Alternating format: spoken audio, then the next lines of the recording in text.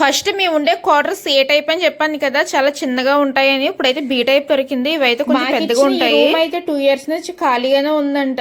చూసారా ఎంత డస్ట్ గా ఉందంటే, చూడగానే నాకే భయం వేసింది. బాబోయ్ ఏంటి ఇలా ఇదంతా క్లీన్ చేయడానికి మాకు 4 days టైం పట్టింది. ఇప్పుడు దీనికి అంత పెయింటింగ్స్ తెచ్చుకుని పెయింటింగ్ కూడా వేసుకోవాలి. ఏమన్నా పైప్ లీకేజ్ ప్రాబ్లమ్ అని, అలాగే డోర్స్ ఏమన్నా ఖరాబ్ అయినా మనం కంప్లైంట్ ఇచ్చామంటే వాళ్ళు వచ్చి చేసి వెళ్తారనమాట. హౌస్ క్లీనింగ్ అయితే వాళ్ళు చేసి ఇవ్వరు, మనమే చేసుకోవాలి. మొత్తం క్లీనింగ్ కంప్లీట్ అయిపోయిన తర్వాత పాలైతే పొంగించాము మంచి రోజు చూసుకుని. ఇప్పుడు క్లీనింగ్ అంతా కంప్లీట్ అయిపోయిన తర్వాత బిఫోర్ ఆఫ్టర్ ఎలా ఉందో ఒకసారి అయితే మీకు చేస్తున్నాను చూడండి. ఈ గోడలకు మొత్తం పెయింటింగ్ తెచ్చి వేసుకున్నాము. ఇక్కడ చిన్న హాల్ అలాగే పెద్ద హాల్ కింద ఉంటాయి 2 halls, అలాగే బెడ్రూమ్, కిచెన్, వాష్రూమ్. చిన్న హాల్లో వాషింగ్ మిషన్ అలాగే ఫ్రిడ్జ్ అయితే పెట్టుకున్నాము. ఒకటేమో బెడ్రూమ్. ఇలా హాల్ వచ్చి పెద్ద హాల్ అని చెప్పాను కదా, ఇలా నా టైలరింగ్ సంబంధించినవి అన్ని కూడా నేను సెట్ చేసుకున్నాను అనమాట. చిన్న ప్రపంచం, నా చిన్న బోటిక్ కూడా. ముందిచ్చిన క్వార్టర్స్ కంటే ఈ క్వార్టర్ అయితే చాలా బెస్ట్ మాకైతే. ఇంతేనండి, మాకు ఎక్కడికి వెళ్ళినా ఈ తిప్పలు అయితే తప్పవు. ఇంకా మాకు ఒక ఇల్లు ఒక ప్లేస్ అంటూ ఉండదు. 4 years కి కొత్త ఇల్లు కొత్త ప్లేస్ చేంజ్ అవుతుంది.